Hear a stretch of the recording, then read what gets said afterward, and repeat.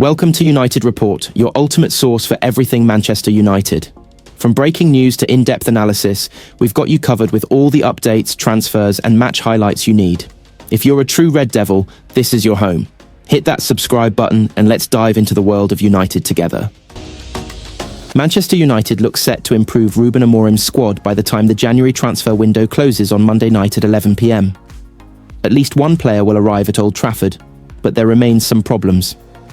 Patrick Dorgu is expected to bolster United's wing-back options after weeks of negotiations. There is also interest in Bayern Munich striker Mathys Tel, but a number of clubs are keen on him. The tough task of turning their Premier League season around, partnered with their Europa League campaign, means the Red Devils are set for a hectic second half of the season. Despite the inactivity at Old Trafford, United could oversee a flurry of business in the final window, but there remain question marks over the quality in Amorim's side. A new left-back has seemed to be the priority throughout the window, with a number of profiles identified. Dorgu seems to be the man United want, but Alvaro Fernandes' situation is one to watch in the future. After leaving the club in the summer, the Spaniard has come on leaps and bounds for Benfica. United's buyback clause means the deal made sense, even more sense when you consider the likes of Real Madrid and Barcelona are both reportedly eyeing him up as well. Further up the field, and United don't look likely to add to Amorim's firepower in attack. Victor Gyökeres had been a name consistently linked with a move to Old Trafford to seal a reunion with Amorim, but it's more likely to happen in the summer. However, the Sweden international's arrival this month would have significantly improved United. There's no question mark about that with Rasmus Højlund and Joshua Zirkzee struggling. Antony has already left the club to play football in Spain with Real Betis, and there is a real possibility that others will follow suit. Rashford's situation is one to keep an eye on, with Aston Villa reportedly joining the list of clubs keen to loan him. His wages are thought to be a problem, but he's not part of Amorim's plans. In an alternative transfer window, United would have solved the situation earlier in the window and Rashford would be reviving his career elsewhere. Another player who should have been offloaded this month is Casemiro.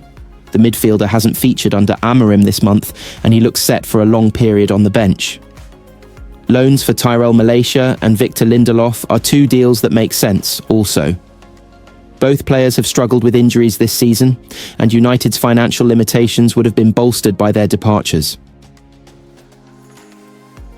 Manchester United's new head coach, Ruben Amorim, officially took charge of his first training session at Carrington, setting the tone for his tenure as he prepares the squad for their upcoming clash against Crystal Palace.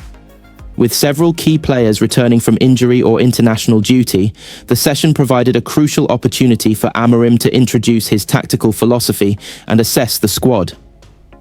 The training session was met with excitement as players got their first taste of Amorim's approach. Marcus Rashford was one of the first to react, taking to social media to describe it as a top session. Rashford, who has struggled for form in recent months, looked sharp in drills and appeared eager to impress the new boss, Bruno Fernandes, the team's captain, led by example, engaging in intense tactical drills and working closely with Amorim's staff. His leadership on the field will be crucial as the squad adapts to a new playing style. A number of key players participated in the session, including Lisandro Martinez and Victor Lindelof. The defensive duo were heavily involved in tactical drills, with Amorim reportedly keen on improving United's defensive organisation.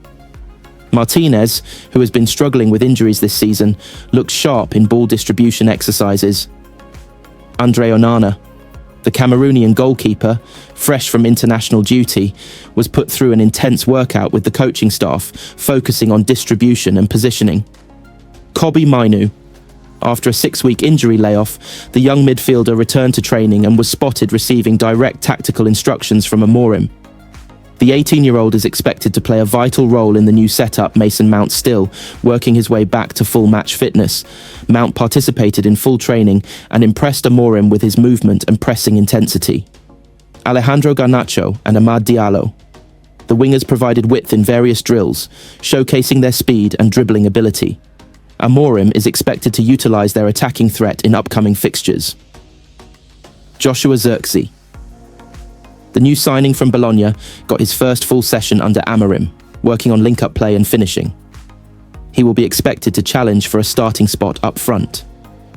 Amorim's tactical focus reports from the session suggest that Amorim emphasised high pressing, quick transitions and fluid positional play. Players were put through intense possession drills, and defensive units were tasked with improving build-up play under pressure. Looking ahead.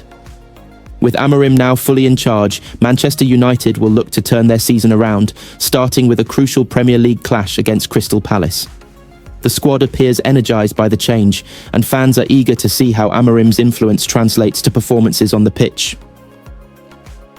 Ruben Amorim has cast doubt on Tyrell Malacia's long-term future at Manchester United after claiming he lacks the attacking quality to play as a wing-back in his system. The Dutch defender made his fifth start since returning from 18 months out with a knee injury against FCSB on Thursday. But for the fourth time, he was withdrawn at half-time after a difficult evening at the National Arena. Malacia has played left wing-back in all of those matches, but he has looked understandably rusty at times and has found it difficult to influence games in the final third, which is an area Amorim is looking to improve on with players in that position. The 25-year-old is likely to leave Old Trafford on loan before Monday's transfer deadline, with Real Betis one of several clubs interested in offering him the chance to build up his fitness and confidence. His opportunities will become more limited at United, with the imminent arrival of 20-year-old Dane Patrick Dorgu from Lecce. Amorim believes Malacia doesn't currently have the attributes needed to play as a wing-back, and while he hinted at a potential role in the back three, that could only happen when United become a more possession-dominant team. We will see, Amorim said when asked about Malacia's future. What I know is that it's really hard on Malacia. It is a long time without playing, and then it's hard to play a lot of games. A player like him is a fullback. He played with the national team outside and inside, but sometimes in this system, sometimes it's hard for him because he's not so offensive. He can play as one of the three defenders if we have more possession and more control of the games. It's a really difficult context for him. But he's our player, and we are going to help him. Malacia's route to the side could also be complicated by the impending return to fitness of Luke Shaw, who trained at Carrington on Wednesday. He didn't make the squad for the Europa League trip and won't be available to face Crystal Palace either. The 29-year-old has suffered a nightmare 12 months with injury, and he hasn't started for United since February 18th last year, with just 3 substitute appearances under Amorim in November and December before his latest setback. United will now ease Shaw back in, and his first challenge will be to continue to work on his fitness at Carrington. His teammates trained in Bucharest on Friday morning, having stayed over in the city after their late-night Europa League victory, with the game finishing just before midnight local time. It will take a little bit more time, said Amorim.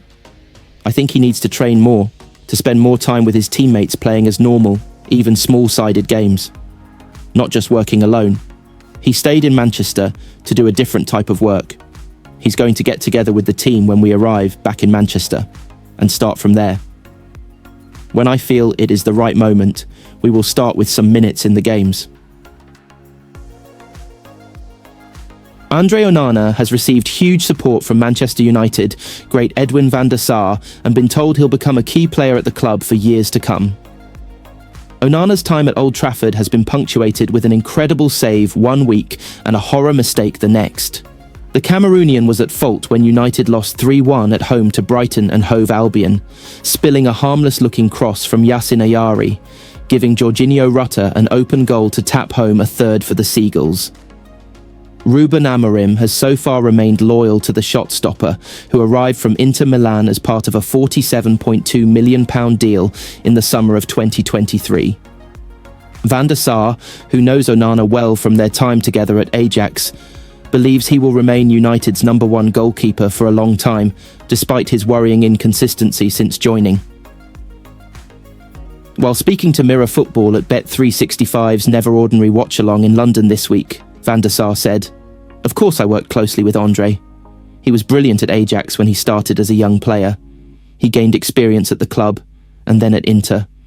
I'm sure with the qualities that he has, the reactions, he's going to be, for a long time, Manchester United #1. Onana kept his place between the sticks for United's 1-0 victory over Fulham at Craven Cottage, but was on the bench for the Red Devils' Europa League victories over Rangers and FCSB. The Manchester Evening News recently claimed Amorim wants the Red Devils to sign another goalkeeper to push Onana to another level. The Portuguese manager has used Bayindir in the cup competitions, but the outlet claims the Turkish international is not considered to be a credible rival to Onana. United also have 39-year-old Tom Heaton within their ranks, but the former England international is set to depart the club when his contract expires in the summer. With their goalkeeping situation looking unlikely to change at this present moment, Amorim recently told both of his shot stoppers that the number one space is an open battle between the pair of them. Before United's recent victory over Fulham, Amorim, when asked about his decision to play Bayindir against Rangers, said in a press conference, "It is always an even fight, but this was rotation. It was prepared. I also think about the mistake, and the idea I think about is the message I send to you guys and the fans. The rotation was done, and everything was prepared, and we will deal with that normally. We have two really good goalkeepers, and they need time to play, the space in the team. So this rotation was prepared, but that mistake was my concern, and, in the end, we continue with the same plan that we did last week. I see him in the same way, and he is prepared to help the team in the right way, and that is the most important thing." Despite Onana's struggles in recent weeks, Van der Sar's backing will no doubt give B a confidence booster heading into Sunday's clash with Crystal Palace.